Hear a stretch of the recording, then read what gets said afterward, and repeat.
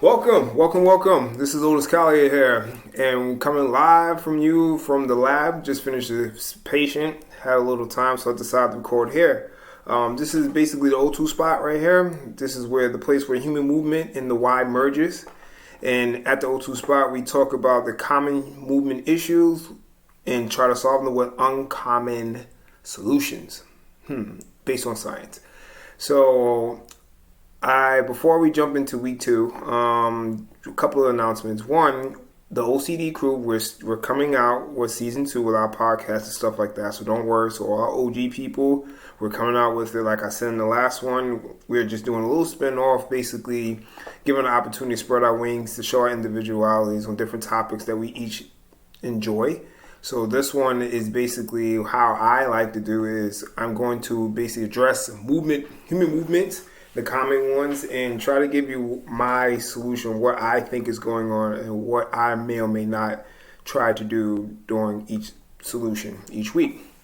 So I'm just giving you a little inkling into my head of how I think, or basically in this crazy world that I call a brain. So before I get into it, I've gotten a question a lot. Basically, where can you learn this stuff? People have asked me, where can you learn this? How did you come about this? Did you learn it in school? Stuff of that nature. Excuse me. Well, I will say majority of the stuff I did not learn in school. There's nothing wrong with any formal education. It's just that me personally, I did not learn this in school. I got a lot of this as continued education from a couple of institutions, one being PRI. I am heavily influenced by PRI. I love how they attack different things. Another one is FRA. I do love that. I utilize that as well. I use a little bit of FMS periodically, when it's needed. But right now, I am greatly influenced by a couple of individuals. One of them being Joe Gonzalez on the internet. He's great. May horse strength. You should check him out. He's like the movement detective. This dude brain is out of the world. And he's mentored by another guy named Mike Zhao. He's from another planet. So if you are familiar with Fu Panda, Joe is like Master Shifu and Mike is like Oogway. If you know about the cartoon, you will get that reference of that relationship. So I'm really heavily influenced on them.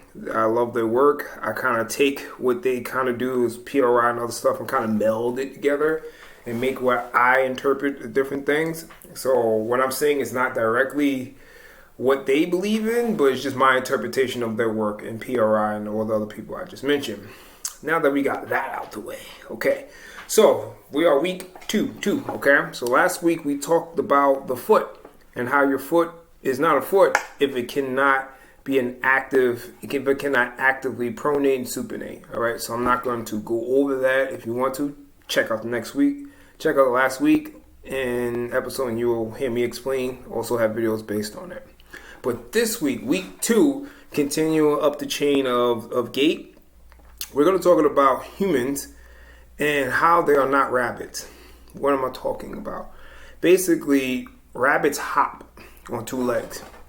Okay? They hop on 2 legs. Human beings are not built to hop on 2 legs. We're built to be on 1 leg, which segues into the concept of unilateral training.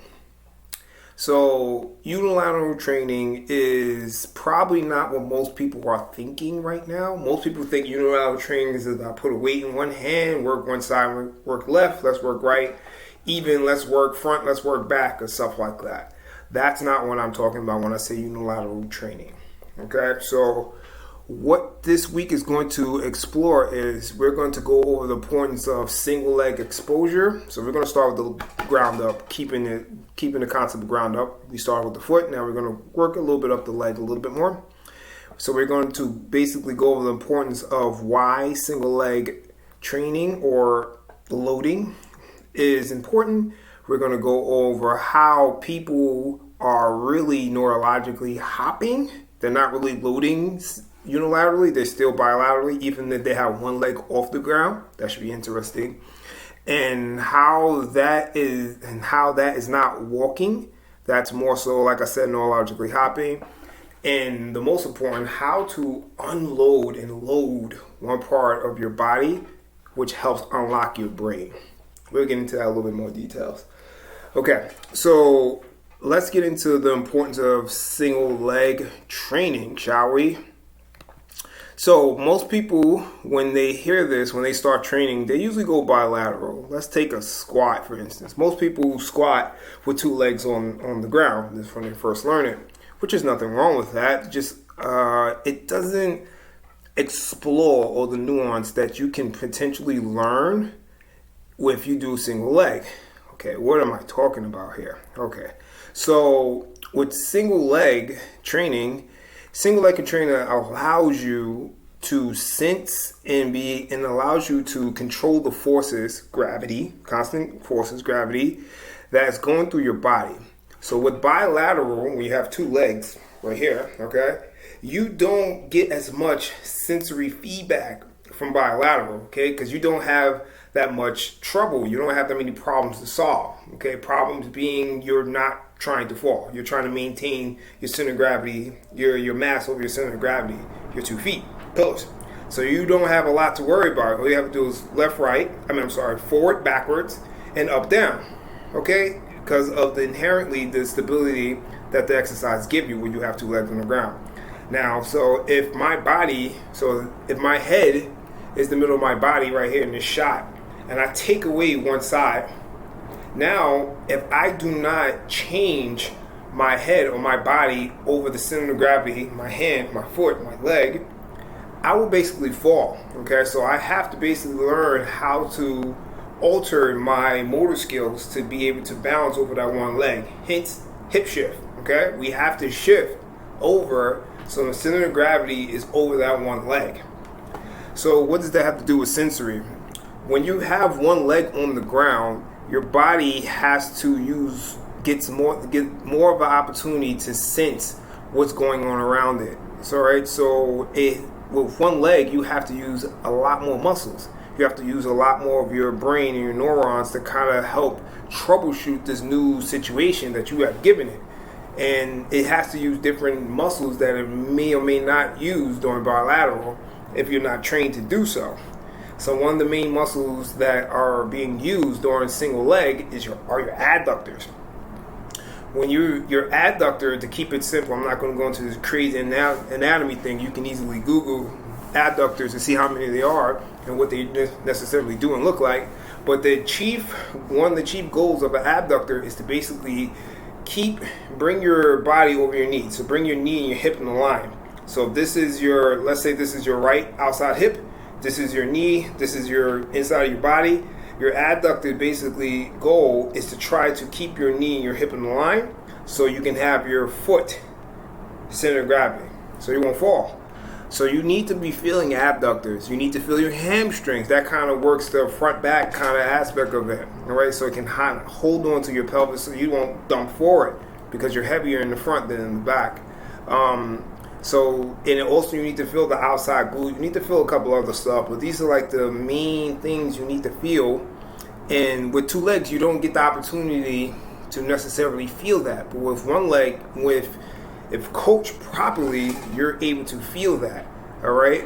And this one that leads me to the second point, where when you're on one leg, you have more opportunity to feel different sensory reference points. What do I mean by that? Basically, how well does your foot, your body, particularly in this situation, your foot, interacts with the earth? So are your heels, for example, are your heels touching the ground? Do you feel the heaviness in your heels? When you feel the heaviness in your heel, do you feel your big toe? Not the toenail. If you go back to the foot thing, not to the toenail, but the ball of the foot. Do you feel that planted in the earth? Do you feel rooted? Do you feel grounded? Or do you feel like you're falling forward? You constantly feel like you're falling forward. Do you feel these sensations? All right. Do you feel that your weight is over your body, through your hip, compressing your hip? Do you feel that the back of your leg, your post tip, is working on the calf to kind of keep everything stable from up the chain? If you're not feeling this, if you're only feeling localized tension, what I mean by that, you feeling on one leg, you're feeling glutes and you're feeling abs and you're feeling calves and quads, you're probably not utilizing the proper strategy to manage one leg. Because when you have to be able to manage one leg, because we walk on one leg. Briefly through the gait cycle, there are 3 phases. We're going to focus on one. That's mid stance. You need to be able to manage all your weight on one leg, mid stance, to be able to perform toe off. That's one phase, and heel strike. That's another phase. If you cannot manage your weight on that one leg properly, you are going to develop some compensations with your gait pattern, and that can easily be reinforced by some of the exercise or how you perform some of these exercises in the gym or therapy or wherever you're doing this stuff at. You need to be able to sense these things in every movement you do with single leg stuff. All right, so it allows you to basically regulate and realign your hip over your knee better, your abductors. When you're in single leg stance, you need to be able to get your knee and your hip aligned with the foot and everything, so you can able to load that one side. So that's basically some of the importance of why you should do more of unilateral work more than bilateral work, right? I hope that makes sense. And that leads into the whole hopping thing, the funny thing of the title. We're not rabbits. So when you hop, you're basically using 2 legs, like I indicated before. But in the gait cycle, there's only supposed to be 1 leg at a time. You're supposed to oscillate. You're supposed to shift back and forth, oscillate back and forth. We're not supposed to go like that. If there's no shifting, so if you look at my face, all the people that's on podcasts that can't see, I'm sorry, but right now if you have your feet in front of you, when you walk, you put 1 leg in front, all right, you're uneven. So you're supposed to be able to shift your weight. If you're moving forward, shift your weight to the leg that's in front to load that leg that's in front long enough so the leg in the back can kind of catch up and go in the front. So it's basically a walking pattern. So most people, when they do this, they don't really pay attention to how they walk. They just kind of get to point A and point B, which I would say they're probably doing a disservice and they're doing themselves a disjustice if they do not properly execute the gait pattern. Okay, going into the hopping thing. If your pelvis, when you're walking, does not change levels, you are hopping. I will repeat that. If your pelvis does not oscillate back and forth, more so back and forth, side to side, as well as forward and backwards, if it doesn't do this type of action, if it kind of stays stuck in one thing, you are hopping. Maybe not physically, but neurologically, you are hopping because your bones are not moving. They're not changing. Because your bones are not changing, your nervous system cannot sense change. Your nervous system loves to sense change. The bigger the change, the more it loves it because it can use all that data and come up with the best solution. But if it doesn't have any data to kind of sense any change, it's going to almost forget that you have a pelvis and what it can do. It oscillates. Okay, so it needs to just go back and forth. So basically what I'm saying is, so once again, if you can see, this is the pelvis. So this is the front of the pelvis. This is the back of the pelvis. Front of the pelvis, back of the pelvis, okay? If you do not have it shift, what I mean by one hip should go up and forward, the other one should go back, okay? So honestly, this is the leg that's forward. It should go backwards and up a little bit, and this one should drop down and go tilt forward. So your pelvis is basically two independent but interdependent anominants, okay? We're going to call them anominants. They're basically balls. They can move independently, but they like to move together to basically counteract one another's movement. That's one other topic, okay? But anyway, so what I'm saying is, if they do not shift in the way they're supposed to and oscillate, and the brain can sense this, if they're stuck, neurologically, they have to kind of move at the same time. But we don't hop, we walk. So we're trying to walk physically, but neurologically we're hopping. So what that does is the body says, okay, you're giving me a task to do. This must be important because you keep doing it all day long, walking. But neurologically, I don't have access to perform this task properly. You're hopping, your pelvis is stuck. So, okay, smart brain, the brain figures out, you know what, we're going to find a different way of trying to perform this task because you deem is important. So we start compensating. Excuse me. They start using all different type of things. You feel quads, you feel calves, you feel back, you feel all types of stuff except for the things you're supposed to feel during the time you're supposed to feel during the gait cycle. So how do you recognize this, right? That's a good question. How do you recognize if you're hopping or walking? With everything the question you should ask, with everything you do, let's say the lower body, with everything you do you always feel the same muscles regardless of the movement? If you're trying to pick your leg up and straight up in front of you or move it to the side, does the same muscle try to work? That's probably an indication that you are stuck and you are hopping. Stuck as in you're you're over referring, excuse me, can't talk right now. You're over referring one particular strategy to do everything. The analogy I usually give people that I work with is, dude, you're a carpenter or you're a fixer and you only have a hammer. Because you only have a hammer, that one strategy, your stuck pelvis, everything looks like a nail. Even though you don't need a nail, all right? A screw looks like a nail looks like a nail, everything looks like a nail. Even though you sometimes need different tools, you come with the same tools, the same strategy to do different things. And it just doesn't work. It only works when it needs to work for that particular task. Other than that, you need different tools, but you don't have access because you only have that hammer. You only have that one strategy. You're stuck.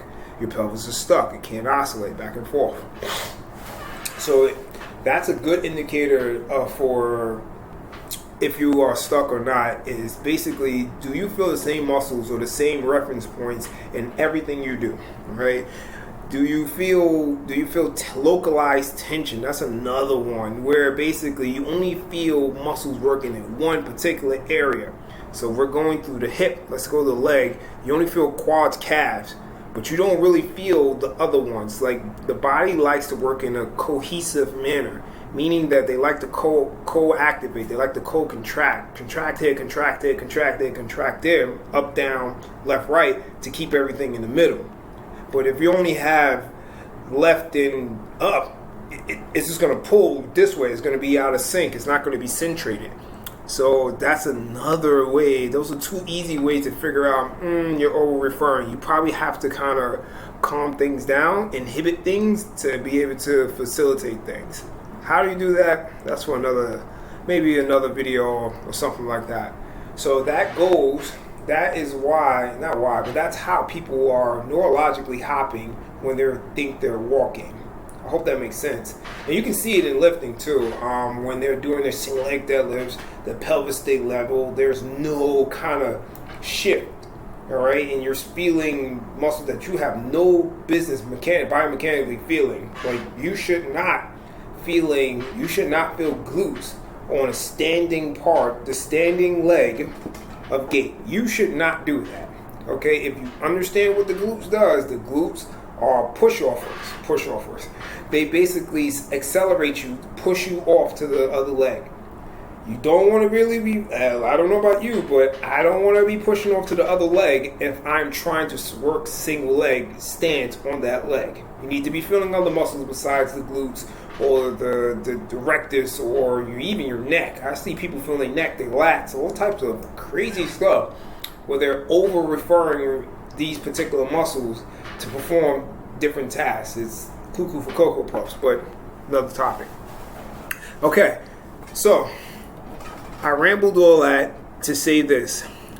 You need to learn how to unload one side of your body. To load and unload. To keep it simple, we're going to load, compress, impingement. Impingement is not bad, people. It's not bad. It's just a reference point. It's just a sensation that your body can use to understand different types of sensation. So when you're loading one side of your body, you basically have to close down one side of your body properly to be able to manage airflow and gravity. Okay?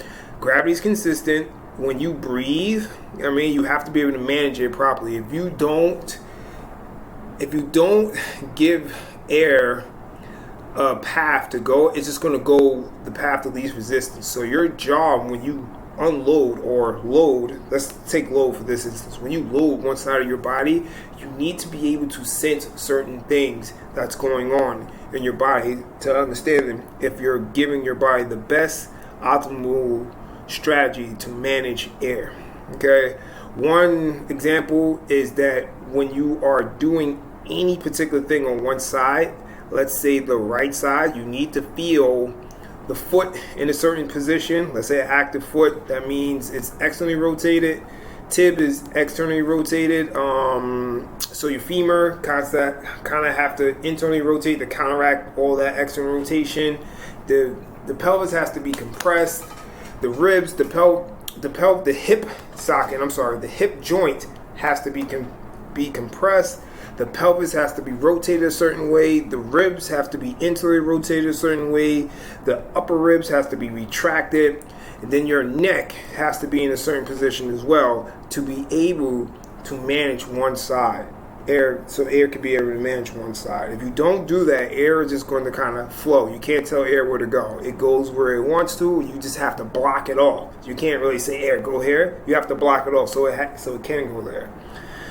Okay, so that is why you need to learn how to load and unload. If you don't learn how to do this, load your body properly, you're going to come up with compensation patterns that are not going to be beneficial for you in the gym nor in your everyday life. And you're going to probably develop ongoing problems or pains or injuries that you just don't have a solution for.